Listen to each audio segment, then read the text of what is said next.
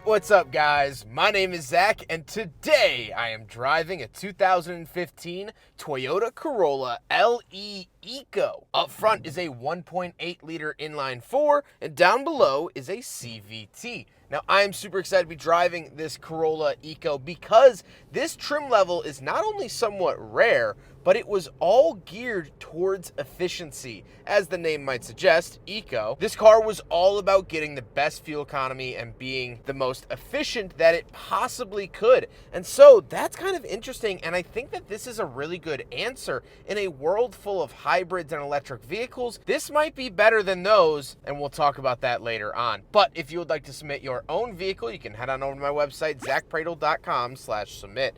It's a quick and easy submission form. It takes under a minute to fill out, and I come out to you.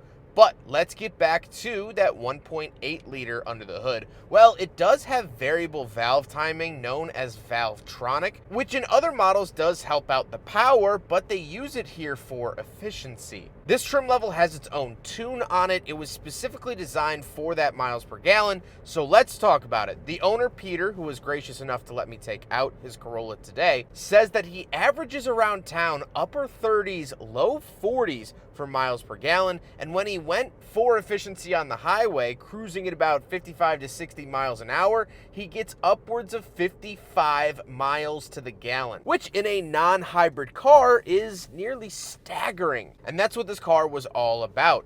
Helping out with that is the 15-inch wheels that are like pizza cutters for the least rolling resistance possible. Paired to the engine is a CVT, which has been re-geared and reprogrammed to sit really low. So when you're on the highway, you're putting out 1,300 RPM. Now, on the flip side of this, if you put your foot into the gas pedal, nothing's going to happen. It is going to be a very sluggish car, but it's going to save you at the pump. And so don't buy this if you want a fun canyon carving machine. You buy this to save money and to save fuel. And last but not least, it is, of course, front-wheel drive. How does it feel to drive the Eco Corolla? Well, it's actually pretty normal. You do notice that it is a lot more sluggish than other Corollas for sure. But besides that, once you're up to cruising speed, you're doing the same speed as everyone else. Who cares? Visibility is really good. I've always praised the Corolla for that, no matter the generation. Steering is light, which I really enjoy. And while throttle response is, well, non-existent, again, it's good for those MPGs. With that stuff out of the way, let's talk about the interior. Well, in front of me, I have 3 gauges. Off to the left is my tachometer, in the center is my speedometer, and off to the right is my fuel. On the steering wheel, on the left, we have our selectors for the gauge cluster screen, as well as our volume, back, and mode button. And off to the right, we have our phone options, display, and voice commands, as well as cruise control. Off to the left, we have a climate control vent, power mirrors, and gauge dimmer switches. And moving onto the door, we have our power locks and power windows, which I'm honestly a little surprised that it even has power windows.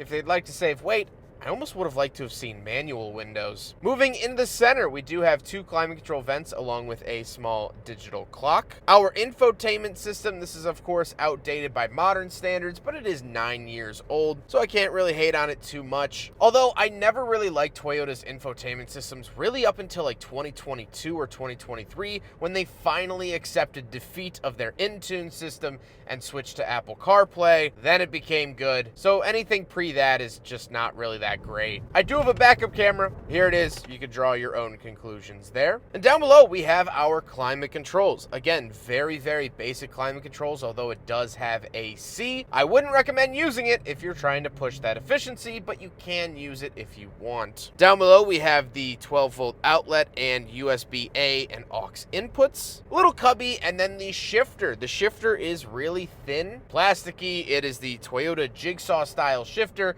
that they used for decades and still use in some of their current vehicles. Then we have the traction control off and our cup holders, so we will do a big friggin' bottle test, and it looks like it wants to go in, but unfortunately it's still just a little bit too small for the big friggin' bottle. Then we have a center console and the seats. The seats are hard. They are not very forgiving. They are very, very basic. If these seats had a dating profile, the bio would just be holds person in cars. No connecting words, no information beyond that.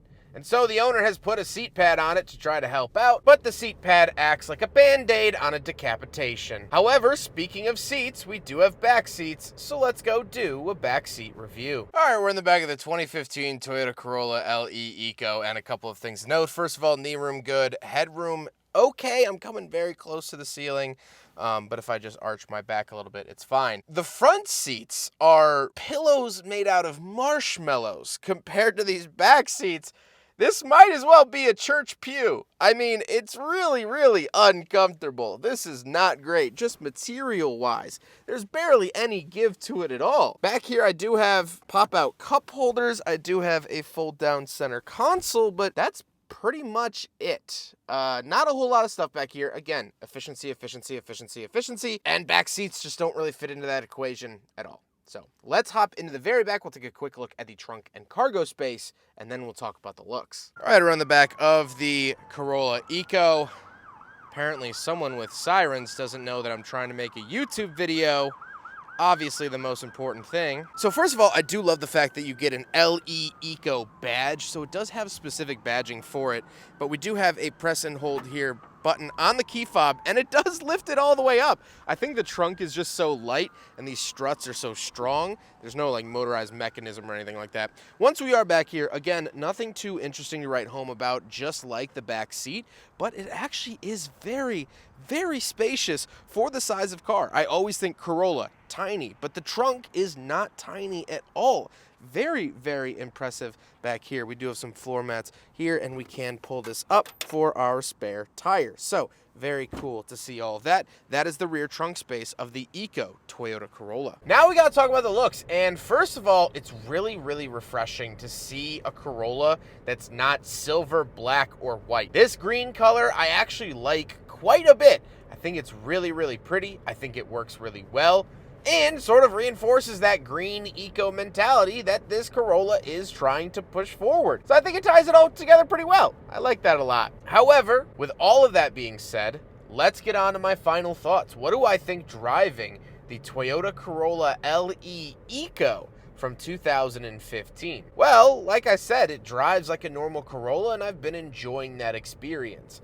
However, I do want to take a modern stance on it just a bit. Toyota, along with every other manufacturer, is pushing hybrids right now. And I do think that hybrids are very good at the goal that they set out to do. It helps you save gas, they're more environmentally friendly, at least at the pump. We won't look at the batteries, and they're easy to live with. I really think that plug-in hybrids right now are some of the best cars that you can buy, at least in terms of livability, meeting at a crossroad with efficiency. But honestly, I think that we need more cars like this. Cars that don't require the expensive batteries. Cars that don't require any charging knowledge and that can be filled up in 5 minutes at any station in the world. I don't think that we as a nation have to move away from fossil fuels. I think we need to develop synthetic fossil fuels. I think we need to figure out renewable energy for sure. But as someone that drives a lot, and the owner of this car used to drive 106 miles every single day, this absolutely sips its gas out of a teacup. And if everyone, maybe not even everyone, if maybe 10% of people bought cars like this, if we had cars like this available, if everyone drank a little bit less fuel, then our world would be a lot better off. It's that old race car saying of ounces make pounds. Every little bit helps. And a car like this isn't going to break the pocketbook of the average consumer. The owner, Peter, bought this car a couple years ago for $14,000, which isn't nothing, but it's also cheaper than any new car you can buy in the States at all, and yet it's more efficient than those cars. Comparing it to a hybrid that you could purchase, well, this starts to make a lot of sense, and it starts to make a lot of dollars. And so maybe our answer to this whole green energy crisis has been sitting in front of us the whole time in a small little green Toyota Corolla. I hope you guys enjoyed the video. Huge thank you to Peter for letting me take out his Corolla Eco. This was so cool to film. I love filming average cars or just rare versions of average cars, and the Eco most certainly is one of them. Peter has been wonderful to work with, very knowledgeable and very enthusiastic about his Corolla, and I appreciate that very, very much. But I hope you guys enjoyed the video. Don't forget to rate the video, comment on the video, and subscribe if you really liked it. Take care, guys.